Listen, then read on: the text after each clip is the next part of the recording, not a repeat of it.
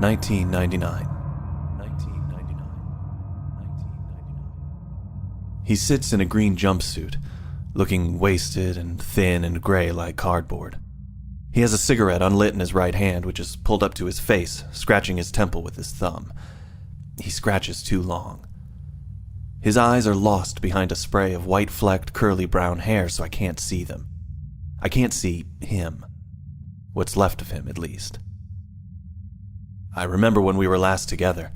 He was standing on top of the boat, a pistol in his hand, screaming and trying to do the right thing. It was like an action movie. But that was a long time ago, 2 years maybe. Now it's a drama, a psychological drama, maybe by Von Trier. Depressing. This isn't a movie. He was the leader, and pulled me out of the black so many times it isn't even funny. There were so many times, so many places where I would have just been another statistic, another crossed-out line in the ledger of the group, where I would be nothing but a lump of rotting meat, if not for him. There was this time when I fell, in the woods, in the dark, and the world dropped in on me, pressing in a way which felt like an end. I had been with the others, but now I was alone. It was instant and primal. I was lost in the woods at night, and something was hunting me. I collapsed on the ground with my hands in the frozen pine needles, wheezing out a plume of steam, eyes wide. I turned until I was on all fours like a crab, terrified. Something was coming. My view was a gap between thin, tall trees with a spray of ferns between them and a wall of black beyond that. Then the blackness moved.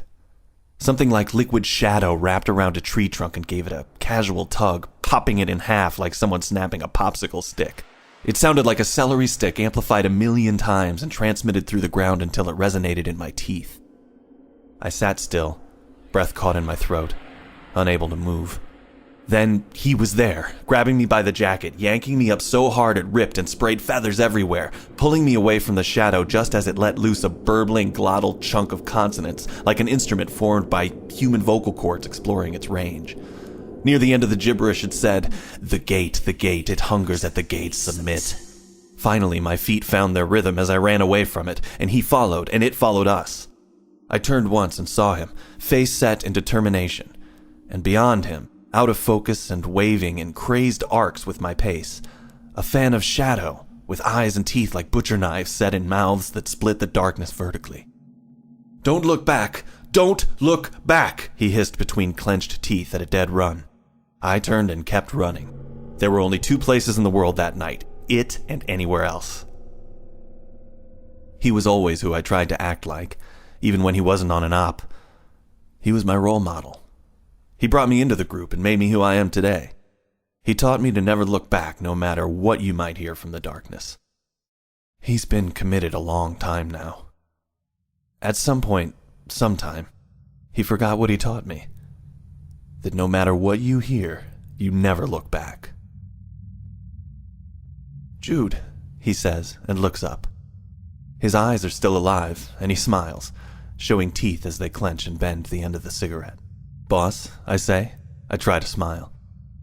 "That bad, huh? You lie to the civs and those not in the know. You don't lie to the group." "Yeah, pretty bad," I say, and I notice my hands are shaking. "What's the call?" "They sent me to talk to you about that." "Talk," he says, and seems relieved. What if I told you there was something beyond this world? If I said, "Hey, guess what, dude? We're a blip in a cosmic ocean, and that ocean is rough, and we're just a tiny bubble of stability soon to be snuffed out, eaten alive by the chaos." What if I said that physics was the conglomeration of 1,000,000,000,000 different accidents, 2 transparent nonsense images shown over one another which seem to form a pattern, that the pattern is fading, that everything we hold as absolute is an accident that will be rectified by entropy forever? What if I told you beyond a shadow of a doubt that I could prove this, that I could show you the entropy, that it could speak to you and tell you its secrets? Yeah, well, I took it that way too. When he finally came clean on the group to me, that they had no mandate from the government, that it was illegal, that we were all that was left, a ragtag group of less than 100 trying to shut the dark doors before the nightmares crawled out, I cut him and the group off. For 2 months he gave me my freedom. I went to work at the bureau, ate my takeout in front of the TV in an empty apartment on an air mattress, and forgot about our little operation. At least for a few minutes at a time, here and there. Then one day he turned up at my door with a case of Heineken. I let him back into my life. He made it feel like I had a choice. "We don't do it because we can win," he said. "We do it because it's right, and no one else can." He emptied his beer and looked at me. "Listen, Jude, I can't do this alone." And I saw the fear in his eyes, despite the smile. He was terrified. I shook his hand and said I was in. On his arms, when he pulls his hair back, his sleeves drop and I can see the bandages, vertical ones. The cuts were deep and made with purpose. He knew what he was doing. They caught him in time before he bled out and found whatever piece he could. "When I go to sleep, I can still hear it. It talks to me, Jude. When it gets too quiet, I can hear it." I know. I hear it too. He looks up at me and smiles, and looks relieved, and grabs my hand and holds it and laughs. The laugh is the sound of exhaustion. "I thought I was alone. I thought it was just me. I thought it was my mind." No, it was all of us. Every one of us, I lie. I do this for a lot of reasons. It's very hard. Oh, thank God. Thank God. I don't mention we are the only two left. It seems redundant somehow.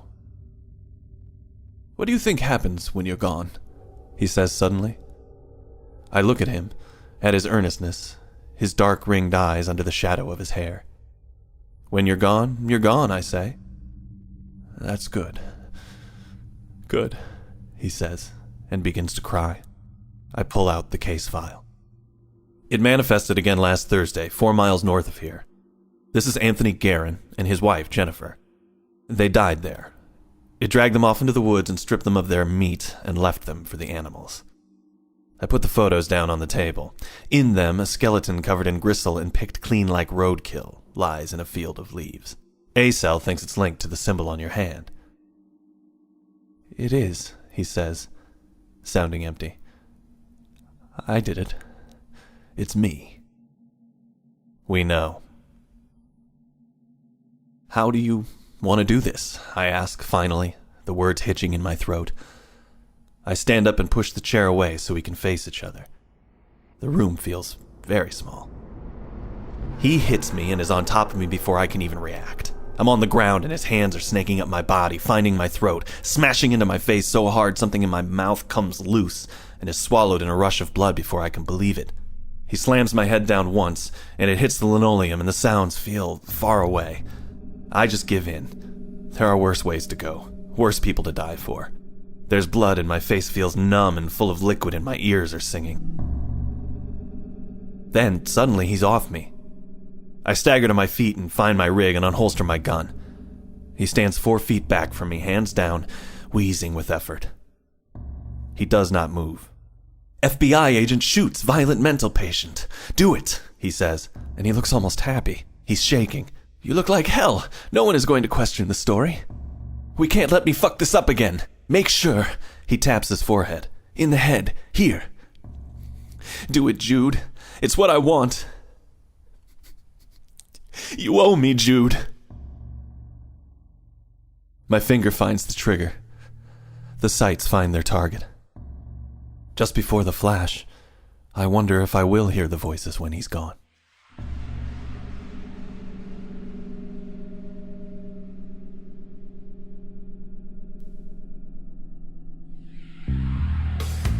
Philosophy was read and produced by Chad Pfeiffer in association with Witch House Media.